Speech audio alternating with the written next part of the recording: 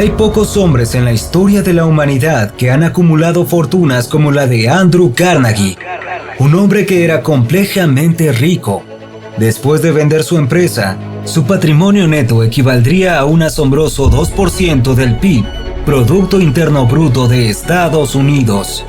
En el video de hoy exploraremos cómo un inmigrante escocés con tan solo 5 años de escolaridad pasó de la pobreza a ser el hombre más rico del mundo. Carnegie fue en cierto momento el estadounidense más rico en la historia de ese país, pero lo cierto es que no nació en América. La historia de Andrew comienza a través del Océano Atlántico en Dunfermline, Escocia, donde creció en extrema pobreza. Su madre trabajaba todo el día cosiendo zapatos. Su padre manufacturaba tela y otros materiales en un telar.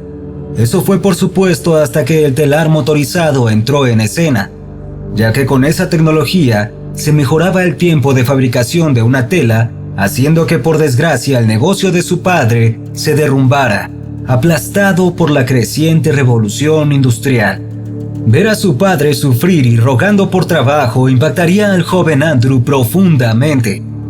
En 1848, la familia Carnegie se propuso emigrar hacia otro país en busca de una vida mejor fuera de Escocia.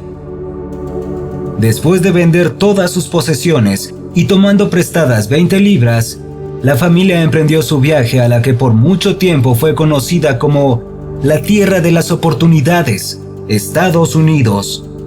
Ahí reiniciarían sus vidas desde cero, en Pittsburgh, el centro de la fabricación. Ya en un nuevo país, aún se encontraron incapaces de escapar de las dificultades. Sus padres tuvieron problemas para encontrar trabajo, dejando a Andrew sin otra opción que abandonar la escuela para ayudar a mantener a su familia, trabajando en el principal ferrocarril de Pensilvania, en PNC, la empresa de transportes más grande del mundo. Finalmente, logró tomar un descanso del abrasador calor de las salas de calderas, cuando logró conseguir un trabajo en la oficina local de telégrafos. Como mensajero, entregaría telegramas en bicicleta por todo Pittsburgh. Memorizaba los rostros de todos a los que entregaba algo, así que tenía la oportunidad de poder saludarlos por su nombre. Esa fue una gran oportunidad para Carnegie, ya que eso le permitió tener la oportunidad de familiarizarse con la comunidad empresarial de la ciudad. A los 17, perfeccionaría sus habilidades en ese empleo. Se volvería cada vez más hábil escuchando el código Morse. De manera impresionante, pudo recitar mensajes sin necesidad de escribirlos. Esto llamó la atención de Thomas Scott, gerente regional de la compañía ferroviaria de Pensilvania, que contrató a Carnegie para que fuera su telegrafista personal y secretario privado, por la suma de $35 al mes. En el momento en que la compañía de ferrocarriles de Pensilvania fue la más grande corporación del mundo, para Carnegie, experto en negocios, era una oportunidad como ninguna otra. Era un asiento de primera fila para aprender sobre cómo manejar un negocio exitoso. Tom Scott, su jefe, se dio cuenta del potencial de Carnegie y decidió tomarlo bajo su ala siendo su mentor, como un segundo padre. Más tarde, sería el consejo de Tom de invertir en acciones lo que proporcionó a Carnegie su primer contacto con el capitalismo. La Guerra Civil Americana avanzaba rápidamente y Carnegie fue reclutado por la Unión, pero en lugar de luchar en esa guerra, aprovechó la oportunidad de escapar de eso después de pagarle $850 a un sustituto para que ocupara su lugar en el campo de batalla. Fue durante este tiempo que Carnegie notó que los puentes de madera fueron fácilmente quemados por las tropas y que había una necesidad desesperada de puentes de hierro más resistentes y más firmes. Y fue ahí, en esos puentes, donde vio su gran oportunidad de capitalizar en esa industria, y sin más demoras, lanzó la compañía de puentes Keystone. Este astuto movimiento lo definiría como un astuto hombre de negocios, construyendo su propio puente. Porque Keystone no solo construía puentes, también tenía sus propios molinos que proporcionaban el hierro que se necesitaba para construir los puentes, haciendo que su empresa no dependiera de la minería o empresas extractoras de hierro como sus competidores.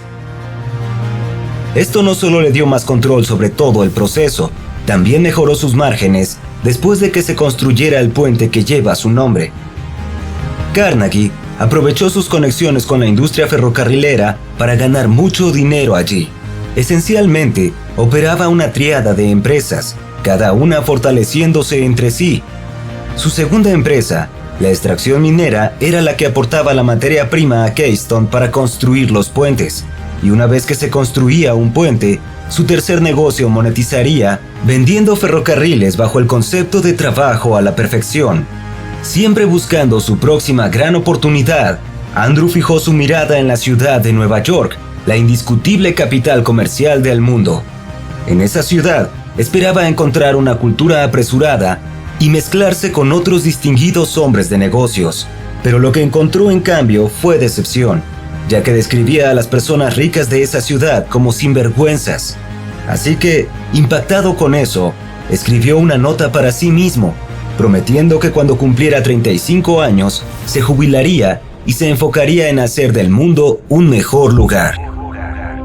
Pero sus planes y su visión cambiaron rápidamente cuando en 1856, un nuevo invento de Henry Bessemer, llamado el Bessemer, un horno convertidor en forma de pera, permitiría la producción en masa de acero, algo que antes se pensaba era imposible, y que dejaba en evidencia que por primera vez sería factible crear grandes estructuras de acero, eventualmente dando a luz a los primeros rascacielos, transformando para siempre el horizonte de una ciudad.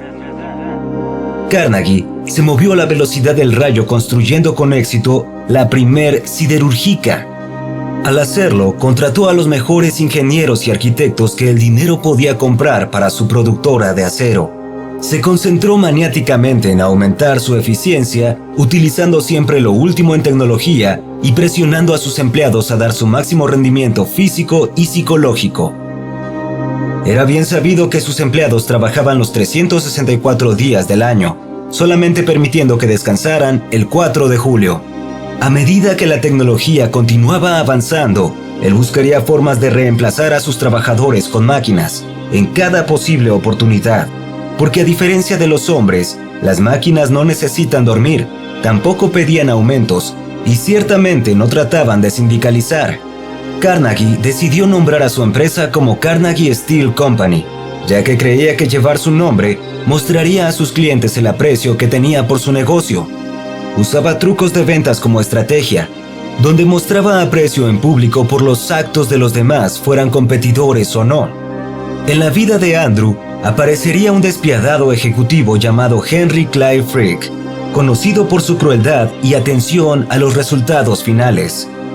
Carnegie y Frick fueron una fuerza poderosa en la industria acerera, y para mostrar cuán despiadados podían ser los dos, Carnegie, con la ayuda de Frick, difundió un rumor acerca de que el molino de Duquesne estaba produciendo acero defectuoso, hecho que no era cierto, pero que por supuesto no importaba.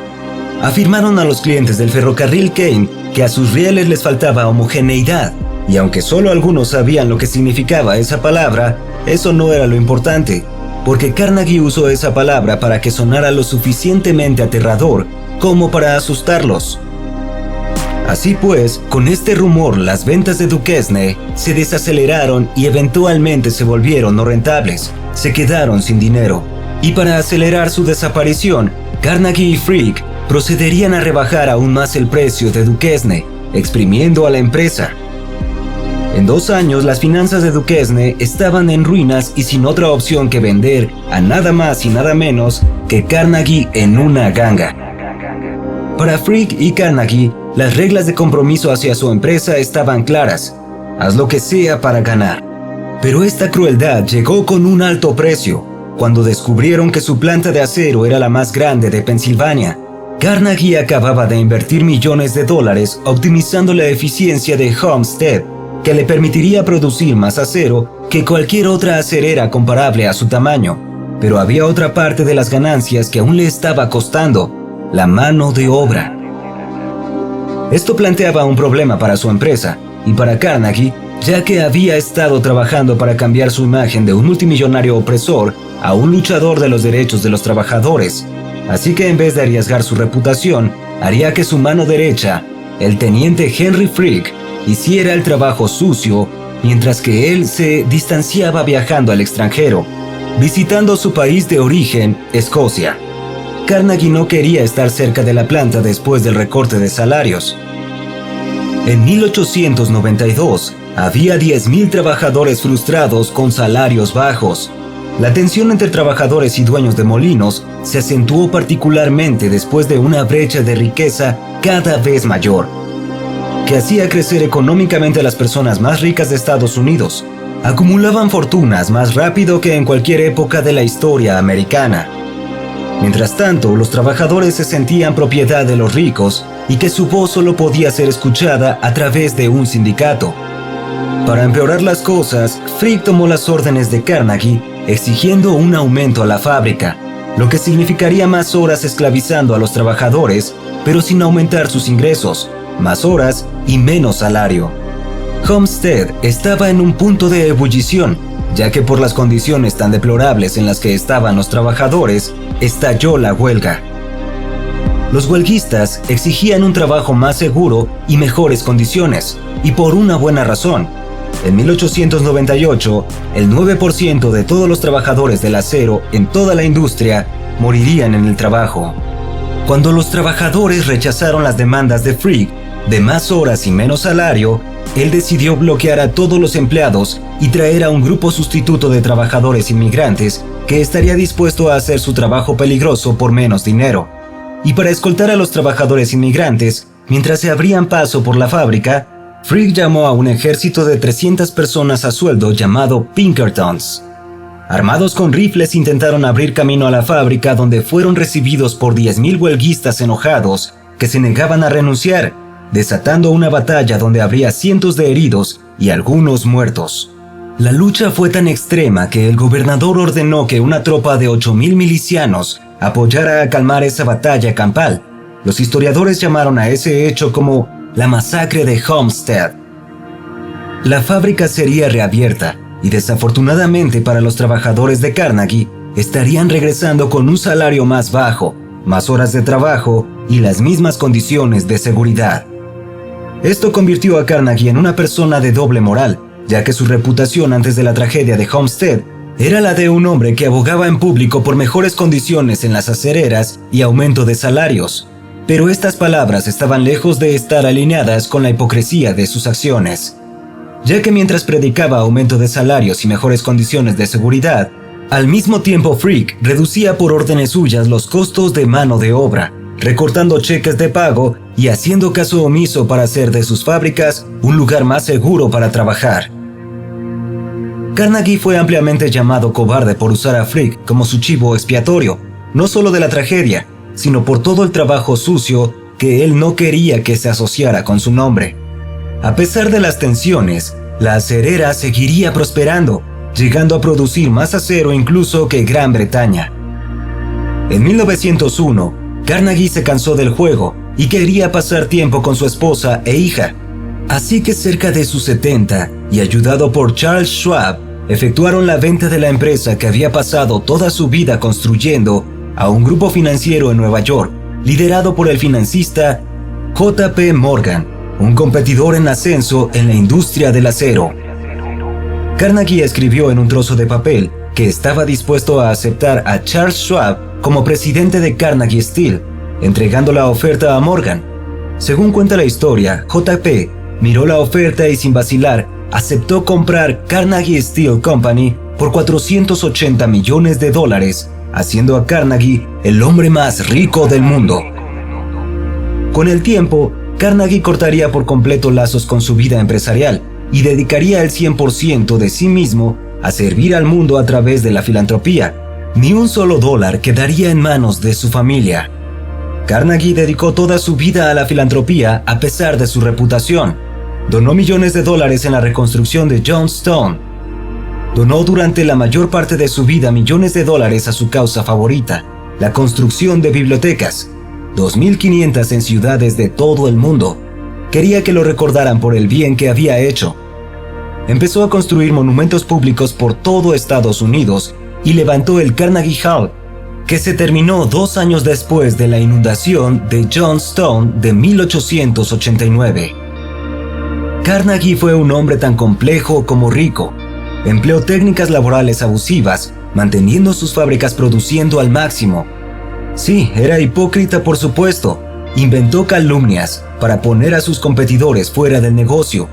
Absolutamente todas estas cosas son ciertas, pero el impacto filantrópico de Carnegie también es igualmente desconcertante. ¿Cómo puede ser que un hombre que haya cometido tales pecados, luego convertirse casi en un santo? Tal vez vio donar su dinero como una forma de expiar sus pecados comerciales. Ganar dinero es una gran sensación, pero un mejor sentimiento es regalarlo.